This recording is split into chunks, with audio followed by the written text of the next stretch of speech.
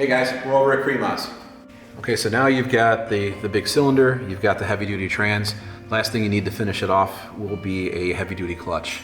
Crimaz has created this amazing setup here that gives you a lot of different functionality, has a lot of different things that can be custom tailored to your use that you need for your bike.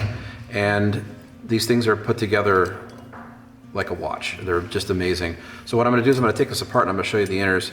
The little things, even like the snap ring, you can see the size of the snap ring compared to a standard one. It has a little pin that actually locks in here so it doesn't walk on you while it's under pressure. Thought that was a really neat feature.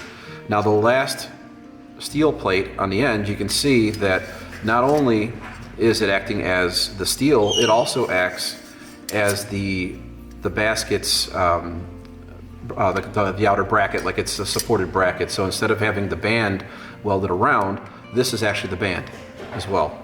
Really neat trick.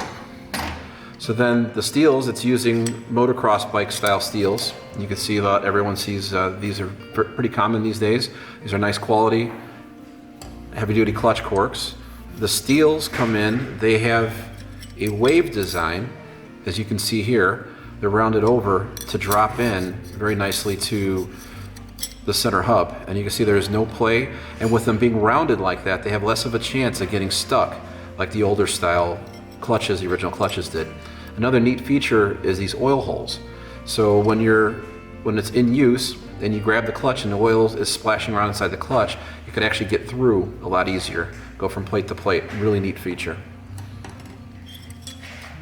And I'm going to take all the plates out. The center hub here is where the springs would go, like your typical setup would be. And this one here, it has a quick change setup. Normally there would be all the screws in, but we're just doing this for display purposes. The cog this uses is from an early style 6-spring or 7-spring Vespa clutch. And you can use any gear ratio you like. One of the things that they're focusing on right now is a lot of the popular tuner style, the 2364s or the 2463 Molosi setup can be used on here as well too. You could also, Crimaz also took it a step further where you're using a 64 primary and a 22 for your cog spring, or a 24 as well. And with the 20, you can do with the 63, you can do a 23 and a 25. So the gear ratios, you can just pick anything you like. It's just an amazing setup. Now you can see this basket here, it's all one piece, it's all machined. The gear comes in, it drops in nicely like so. See, it's very tight index. You can see there's not much play at all. It drops right in, and there's just a little bit of room there for it to expand. A really cool setup. Then you would drop in your support plate here. We're just going to put a couple screws back in just to hold it together. So we're going to put this guy here. It drops in with a nice tapered screw.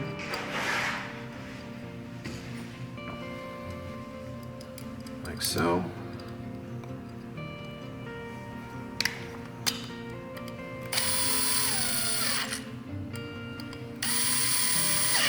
All right, okay. And then we can drop in our center gear, center hub rather. And you can see how nicely everything drops in. It looks just like a standard clutch would be. It's actually kind of a reverse design. It's really cool. This is a really cool setup. And from here is where you can put 8 springs. But a cool trick about this, you can do your 8 springs just like normal. They would be all around the edge.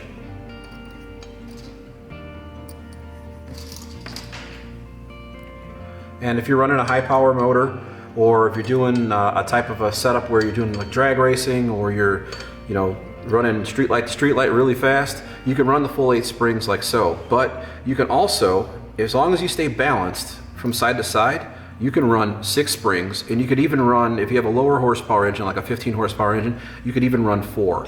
And by running the 4, you get a really soft clutch pull. It's a really cool setup. That you can do that. It gives you even more tunability to your style. So we're going to leave the springs out for right now, and we're going to put the center boss in. We're just going to line it up like so. And I just wanted to show, you can see how well everything fits together. It's just amazing. All right, so we're gonna take this guy, drop it back in, like so. And then we are going to put our clutch back in.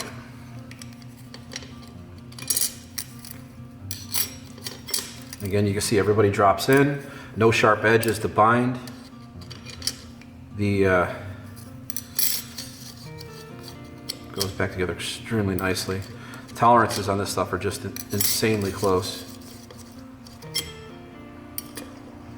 Okay, and then again, we're gonna use that last top friction plate, which is also our band. And then when we go to put it in, I'm not gonna snap it completely in because we need to take it back apart, but you would lock this guy in like so. And again, this will keep it, once it's locked together, this will keep it from walking around once it's indexed in. This clutch comes with a different type of push plate. It actually has a bearing. So instead of just the regular puck that we would normally have, you have a ball bearing inside to help reduce friction. And you see it drops right in. And one of the cooler things that it has as well too is there's a replacement gear. Here's our standard setup here that everyone's used to seeing. The ends always break and they always wear and they're always going crooked. Well, you know what? Take these and throw them out. This new setup over here actually has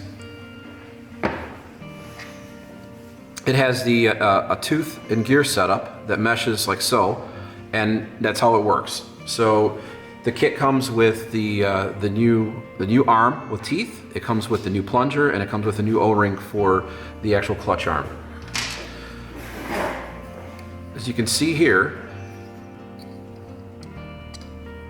this drops in like so. It gives you a little bit of adjustability too. You can actually kick it up one tooth if you want it to sit a little high.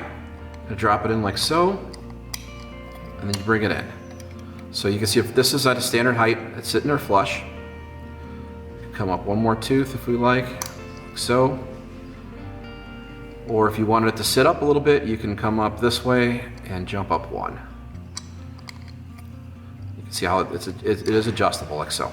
So really neat setup. No more, the biggest thing with this solves is this brass plunger walking around and moving and being unevenly pushed up. It comes straight up and down every time.